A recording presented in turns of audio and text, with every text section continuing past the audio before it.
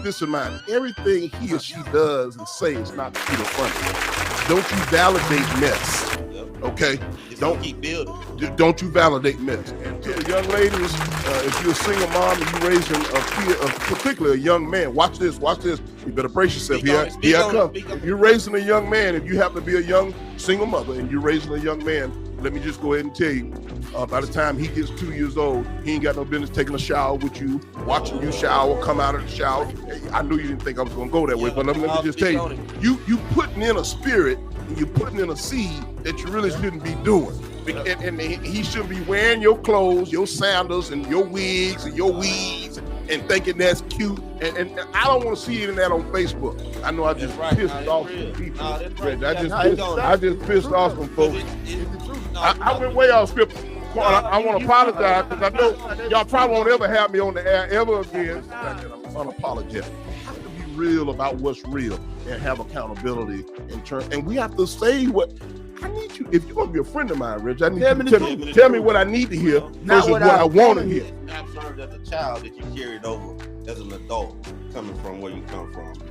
Well, I think the biggest word that comes to my mind right off the cuff is respect.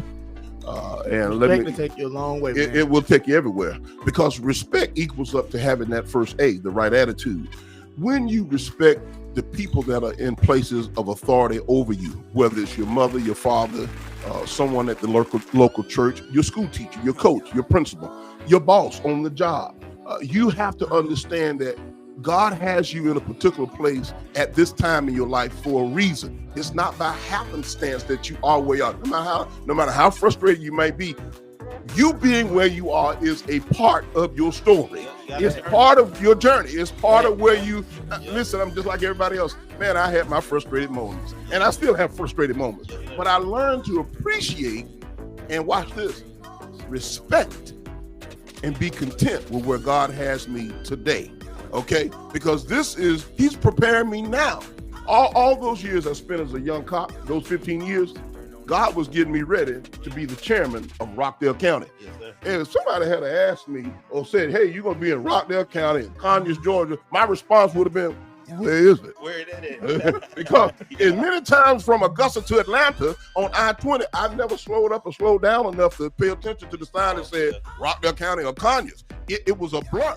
God was getting me ready, even during my frustrated moments as a young cop back then, to take leadership in Rockdale County. So I was going through things. So even as this time in this role, God is also preparing me for what is next. I really don't know. I'm at an age and point in my life I really want to hear from him.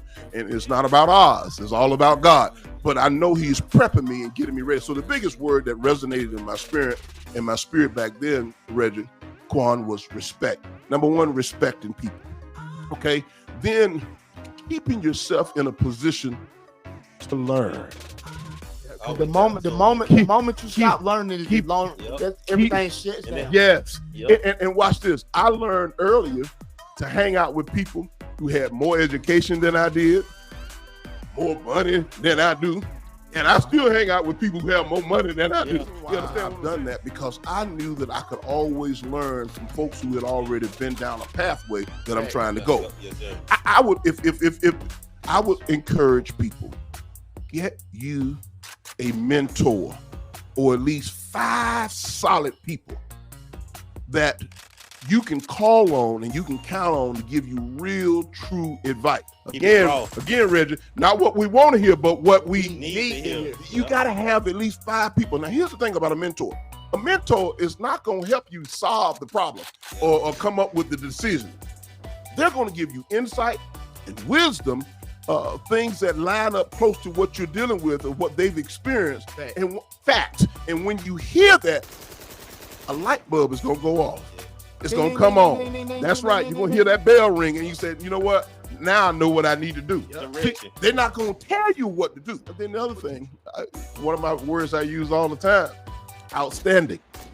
In order to be outstanding, you first must have the ability to do what? stand out. Yes, sir. Let me say it again. I want to make sure everybody got that. Say it one more time. In order to be outstanding, you must have the ability to stand out. In other words, you got to be willing to do what other people won't do. That's right. You got to be willing to go where other people won't go. You got to make sacrifices. You say when the crowd say, "Hey, we're going out here. We're going to do this," you can say, "No, I'm staying in. I got some self-discipline. I got some things I need to work on. Or my money funny. I can't go right now. I'm prioritizing." My wife and I, we got 2 boys, 2 handsome boys, and 2 beautiful girls. And I said to them all, but particularly to the 2 girls, Reggie, you'll appreciate this. I said to them, I said, "Now listen, as beautiful as you are, and they are 2 beautiful girls too." Yes, sir. I'm looking to be a bit. I gotta praise my own pond. Okay, we got 2 beautiful daughters, but at the same time, I told them years ago, I said, "Listen, if you don't pay your light bill, you won't be able to see your beautiful reflection in the mirror if you don't pay Georgia Power or snapping shows. Because no matter how beautiful you are, guess what you got to do, baby? Responsibility. You got responsibility. You got to pay the piper. You got to pay the bills." And that kind of understanding is so important. So listening and keeping myself in a position to always learn from other people and having mentors. Stay coachable. Always stay coachable. Stay coachable. And I'm glad you mentioned that, Quan, because when I talk to so many of the local human resource professionals, directors, or human resource managers at the various different companies, and hearing from folks, even within Rockdale County government, oftentimes a lot of the new workforce, they're not coachable. They know it all. They won't listen. They know everything. Everybody wants their birthday off. Everybody want to work just 4 hours a day. Everybody want to work only Tuesday through Thursday. I mean, all that kind of stuff. Yeah. Everybody want to be remote work. When they get the college degree, everybody want the office with the window on the 54th floor. You got to put your time in. Say it, Reggie. Say it again. Every time I run into young guys, go what I always tell them. It is not a microwave. It's not. Success is not a microwave route. Instant. You know what I'm saying? It don't work like that. It's a real home cooked meal. You got to season it. You got to clean it. You got to go pick it. You got to go through the whole process. Speak on it, Reggie. You got to go through the whole process. Get what? I go get a microwave dinner, right? I can throw that joke in the microwave. Boom. 2 or 3 minutes, it's gonna be ready. But I ain't gonna tell you what for nothing.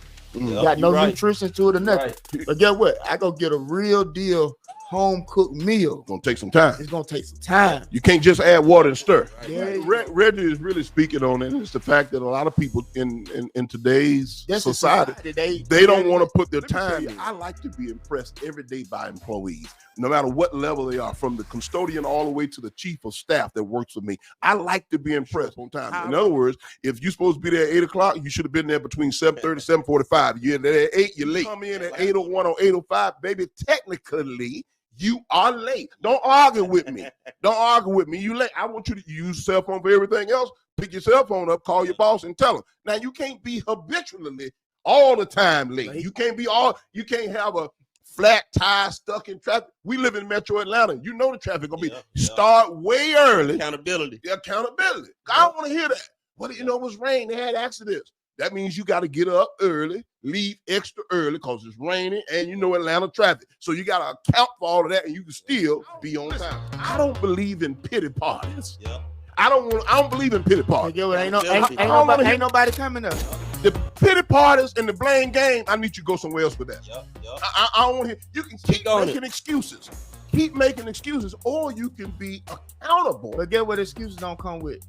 They don't come with no change. They don't come with no change. That sums it up right there. Absolutely. They don't come with no change. That sums it up. Now, I know, again, I know you. I've been checking out your show and listening to what you've been doing, and you got a wonderful audience here, a lot of feedback and engagement. Some of what I'm saying, I think a lot of the parents, even in my age group, are being held hostage. I really think people are in their houses with duct tape on their mouth, and they've been handcuffed, and they're almost afraid of their children. But you got to be real. You have to really teach. When I ran the in-school suspension program over at Rockdale County High School. Okay. ISS. Yeah, I was an ISS coach. That's right. Most young people really do appreciate tough love. When I told the young man to sit your ass down, he understood what I meant. I said it in a way with a tone that he clearly understood that I meant sit down. And when his parent came and said, well, Tommy said that you cussed him, I said, yes, ma'am, I did. I told him to sit his ass down. And guess what he did? He sat his ass down. In other words, I spoke a language that was not foreign to him. Yeah. You need to speak a language that's foreign to him so he can be in his regular classroom, getting his education, not inside the school jail. But if he's in the school jail, he's got to follow by the rules since I'm the warden. His next step is out the door. Yeah. tough love teaches Tough you love. that we're really there. I really have your best interest at heart. But it's foreign when you've never had tough love. Right. Because parents, when you, that's my baby, that's my woozy. Well, guess what? the The world world ain't gonna teach you tear that. It's him tough out the frame. But I'm gonna tell you,